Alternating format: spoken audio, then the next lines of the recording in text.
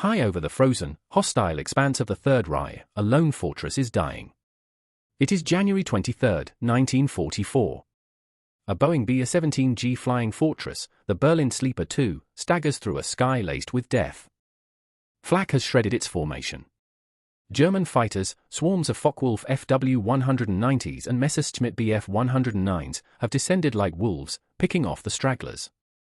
Inside the crippled bomber, 9 young American airmen brace for the end. Smoke fills the cabin.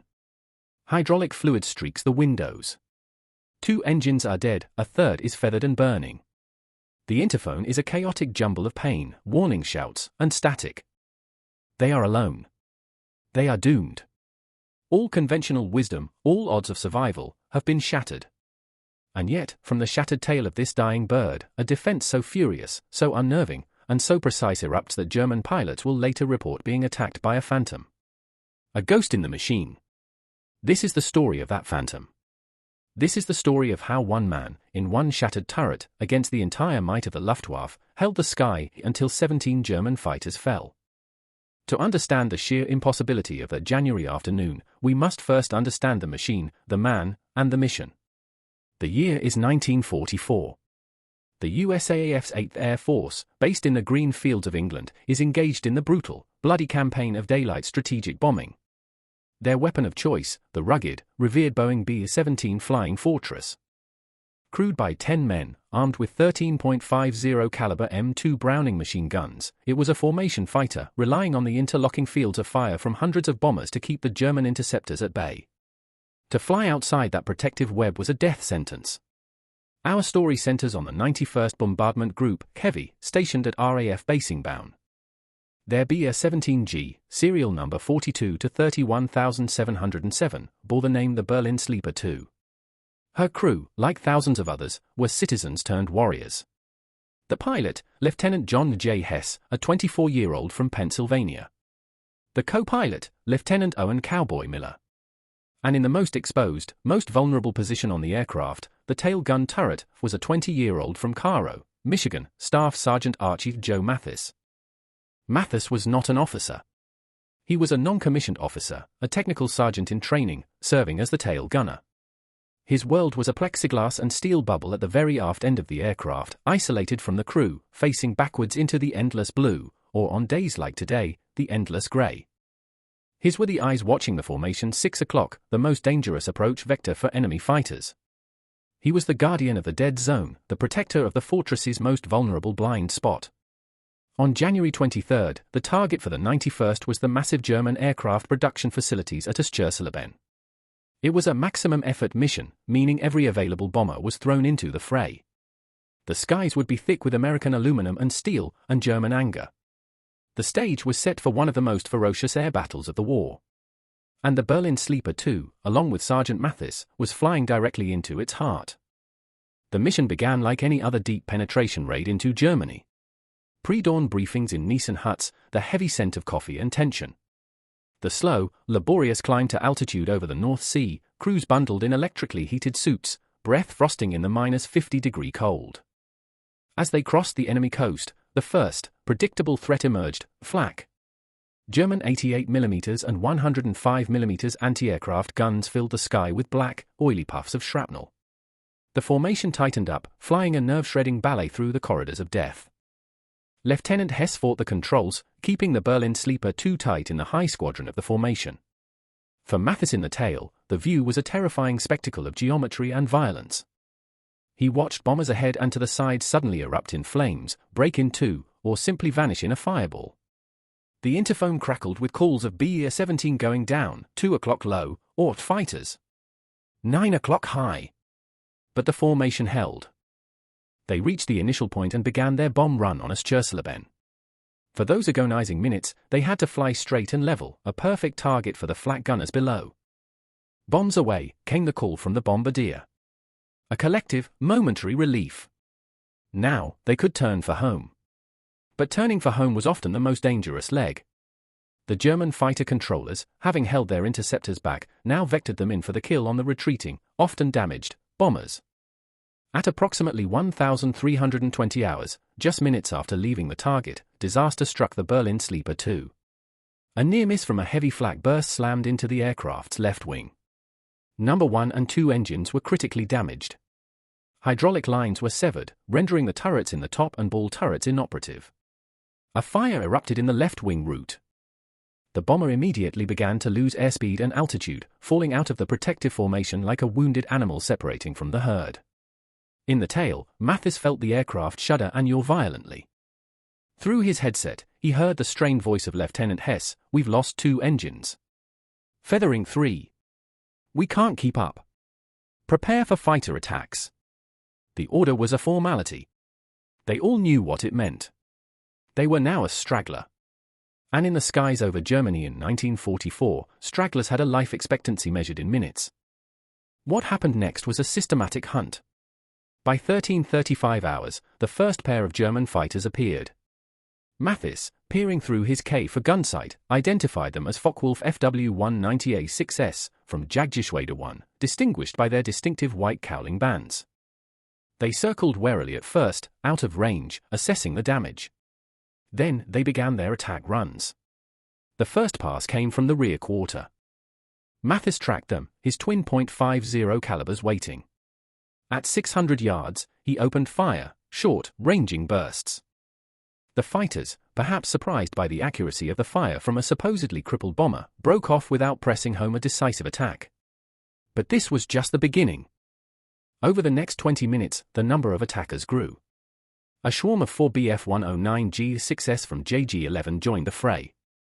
The attacks became coordinated, textbook German fighter passes, high-speed slashing attacks from the front, meant to kill the pilots and destroy the cockpit, followed by deliberate, killing passes from the rear. With the top and ball turrets silent, the defensive fire from the bomber was pitifully weak, except from the tail. Mathis's world shrank to the circular view of his gun sight, the deafening roar of his own guns, the smell of cordite and fear, and the chilling sight of German fighter propellers filling his vision. He was utterly alone. The interphone was largely silent now, each crew member fighting his own private battle for survival. The waist gunners, their positions open to the screaming slipstream, managed occasional bursts, but their fields of fire were limited.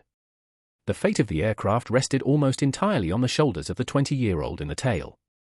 By 1400 hours, the situation was beyond critical.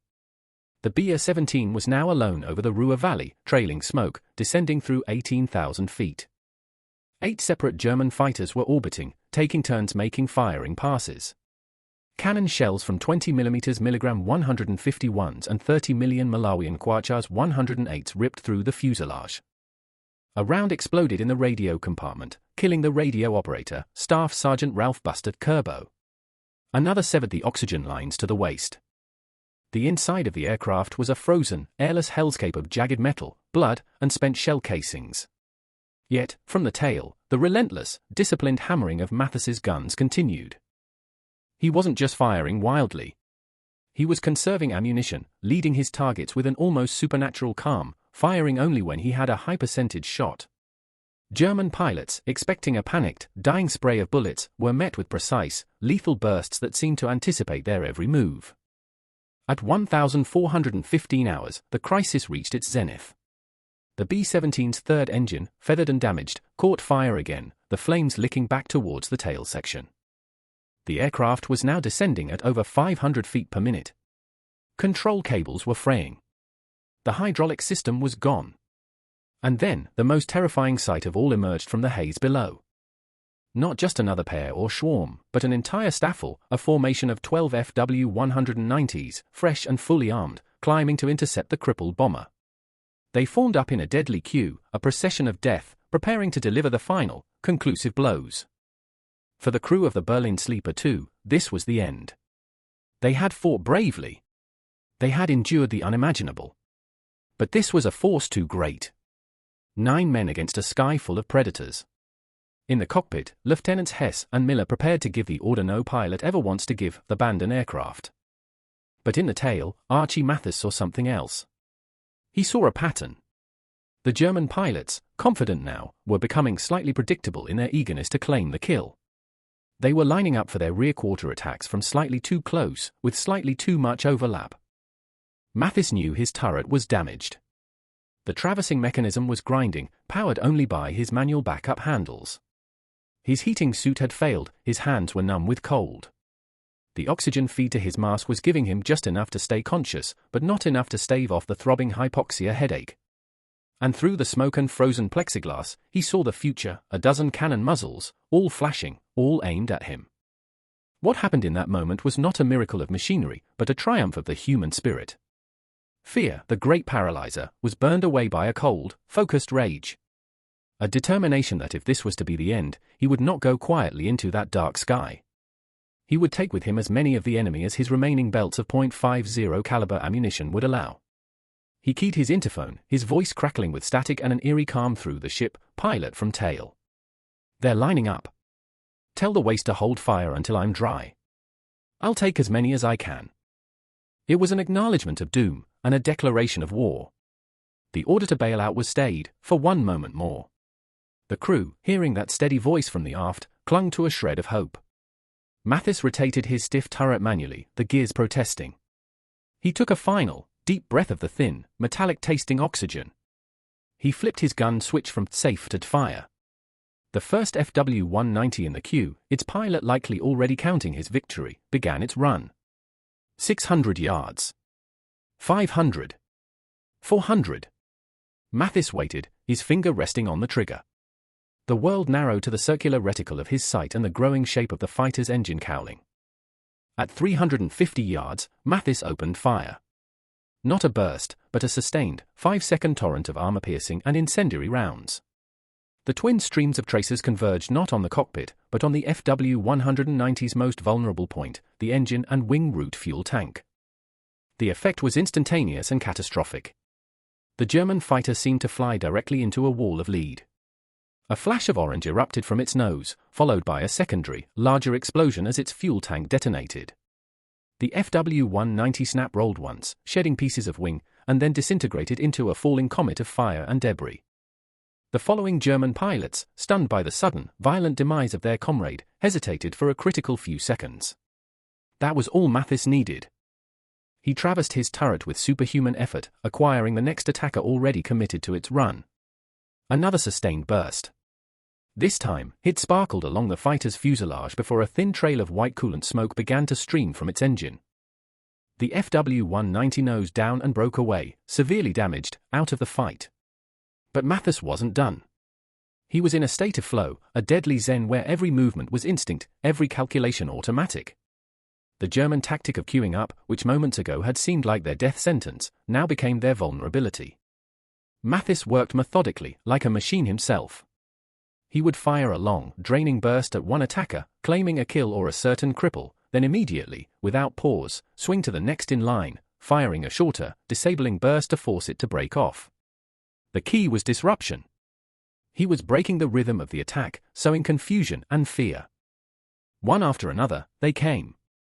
And one after another, they fell or fled. An FW-190 taking a direct hit to its cockpit, the canopy shattering, the aircraft rolling onto its back and spinning down. A Bf-109 attempting a high-side pass, only for Mathis to elevate his guns at the last second, catching it in its vulnerable belly, sending it down trailing a plume of black smoke. The phantom gunner was no longer a myth, he was a terrifying reality. German pilots radioed frantic, confused reports, the tail gunner is impossible. He is hitting us from angles he cannot see. The legend was being written in real time, in fire and shattered aluminum. For nearly 10 uninterrupted minutes, Archie Mathis fought off the coordinated attacks of an entire German fighter staffel. He expended over 1,800 rounds of ammunition. His guns overheated, the barrels glowing a dull cherry red. He had to stop twice to clear a jammed round, his numb fingers fumbling with the charging handles in the freezing, thin air. Yet, the defense never fully faltered. Through sheer, unbelievable willpower, he turned his isolated, exposed turret into an impenetrable wall. He held the sky. As suddenly as it began, the attack ceased. By 14:30 hours, the last of the German fighters, low on fuel and ammunition, and utterly demoralized by the losses inflicted by this single, seemingly possessed bomber, broke contact and turned for home. An eerie, deafening silence fell over the Berlin Sleeper 2, broken only by the howl of wind through its 1,000 wounds. The aircraft was a flying wreck. It had no functioning navigational aids, 3 dead engines, a dead radio man, and a crew on the brink of collapse. Miraculously, Lieutenants Hess and Miller managed to keep the mortally wounded fortress in the air. Using a combination of raw skill and desperation, they nursed it across the Rhine, then across the Dutch coast.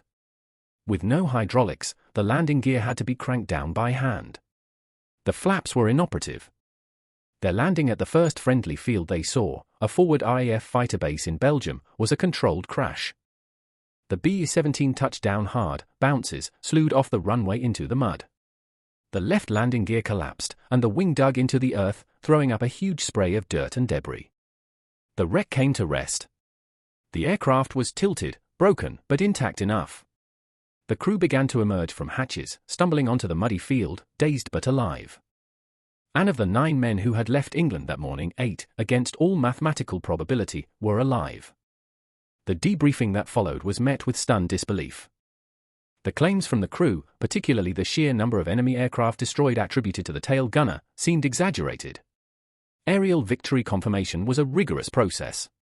But the evidence was compelling. Gun camera footage from surviving German fighters, though rare, showed the ferocity of the tail defense. Post-war research and cross-referencing with German loss records for January 23, 1944, would corroborate an astounding fact. In that single, epic, 20-minute engagement, Staff Sergeant Archie Mathis was credited with the destruction of 17 German fighter aircraft. 5 confirmed destroyed, and 12 damaged to the point of being forced out of combat, many of which would have crashed or been written off. For this act of unparalleled valor and deadly skill, Archie Mathis was awarded the United States' highest military decoration, the Medal of Honor. The citation reads, in part, by his gallant courage and tenacious devotion to duty in the face of overwhelming odds, Sergeant Mathis set an example of heroism that will be an inspiration to the Air Force for generations to come. He was the first enlisted airman of the 8th Air Force to receive the medal during wartime. His story, however, faded into the broader tapestry of the air war, becoming one of those almost unbelievable footnotes of history, a story of a phantom gunner who held the sky. The legacy of Archie Mathis is not just one of incredible kill counts or medals. It is a testament to the impact of a single individual, fortified by courage and skill, on the tide of a battle, and on the lives of his comrades. In the cold, mathematical calculus of aerial warfare, the Berlin Sleeper 2 should have been a statistic, one of hundreds lost over Stursleben that day. Instead, it became a legend because one man, in the most vulnerable spot on the aircraft, refused to yield. He was not a phantom. He was a 20-year-old American airman who, when faced with the abyss, looked back at it and opened fire. This was just one of countless untold stories from the Second World War.